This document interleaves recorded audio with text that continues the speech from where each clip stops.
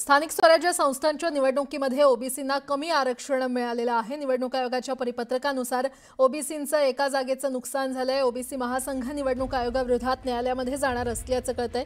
राष्ट्रीय ओबीसी महासंघाचे अध्यक्ष बबनराव तायवाडे यांनी या संदर्भातली माहिती दिली आहे। तायवाडे आज मुख्यमंत्री देवेंद्र फडणवीसांची देखील भेट घेणार आहेत।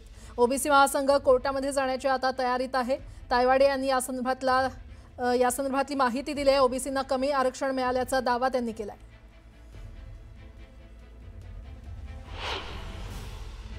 सर, काय नेमका तुमची मागणी आहे आणि ओबीसींचं नुकसान होतं असा तुमचा दावा आहे निवडणूक आयोगामुळे? काय तुमचा हा दावा? हे बघा की राज्य निवडणूक आयोगाने 24 ऑक्टोबर 2025 ला महानगरपालिका सार्वत्रिक निवडणूक 2025 सर्व महानगरपालिका 4 सदस्यीय प्रभाग पद्धतीनुसार आरक्षण निश्चिती करण्याबाबतचे आदेश सर्व स्थानिक लोकांना दिलेले आहे। आणि त्या आदेशामध्ये एससी, एसटी, ओबीसी आणि वुमन महिला यांच्या जागा निश्चित करताना कुठलं सूत्र वापरायचं ते सूत्र त्यांनी त्या ठिकाणी नमूद केलेलं आहे। त्या सूत्रानुसार एससीची म्हणजे जागा निश्चित करताना आणि त्याचं कॅल्क्युलेशन करताना अनुसूचित जातीकरता राखून ठेवायच्या जागांच्या संख्येची गणना करताना 0.50 व त्यापेक्षा अधिक असलेला अपूर्णांक पुढील संख्येस पूर्णांकित करण्यात यावा। म्हणजे जसं फॉर एक्झाम्पल 19.63 ला तिथे त्याला 20 जागा मिळेल, 10.57 ला तिथे त्याला 11 जागा मिळेल। वरचा आकडा घेण्यात यावा।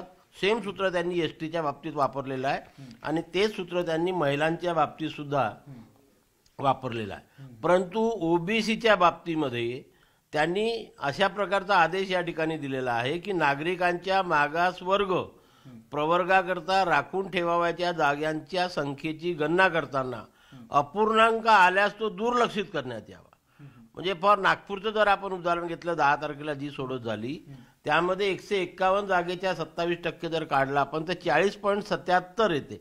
म्हणजे 41 जागा ओबीसीला मिळायला पाहिजे होत्या, परंतु या आदेशाप्रमाणे नागपूर महानगरपालिकेने ओबीसी प्रवर्गाला फक्त 40 जागा दिल्या, म्हणजे एका जागेचं नुकसान आहे। असं हे प्रत्येक महानगरपालिकेमध्ये, प्रत्येक नगर परिषदमध्ये, नगरपंचायतमध्ये, जिल्हा परिषदमध्ये, पंचायत समितीमध्ये आणि ग्रामपंचायत सर्व स्थानिक स्वराज्य संस्थेमध्ये प्रत्येक ठिकाणी एका जागेचं नुकसान होणार आहे। म्हणजे असं हजारो जागांचं नुकसान या महाराष्ट्रामध्ये ओबीसी संवर्गाचं होणार आहे, जो मॅथमॅटिकल नियमाप्रमाणे चुकीचं आहे। आणि म्हणून हे आमच्या लक्षामध्ये आलं हे वाचल्यावरती, आणि म्हणून आता आज आम्ही त्या ठिकाणी मुख्यमंत्र्याला निवेदन देणार आहोत। आमच्या ओबीसी मंत्रिमंडळ समितीच्या अध्यक्षांना निवेदन आम्ही देणार आहोत आणि कोर्टामध्ये जाण्याची सुद्धा आमची तयारी आहे। ओबीसी महासंघ जे आहे ते मुख्यमंत्र्यांची भेट घेणार आहेत आणि गरज पडली तर न्यायालयीन लढाई लढण्याची देखील तयारी करतात। त्यामुळे आता या सगळ्या प्रक्रियेमध्ये राष्ट्रीय ओबीसी महासंघाला यश येतं की निवडणुका पुढे जातं हे देखील पाहणं महत्त्वाचं असणार आहे।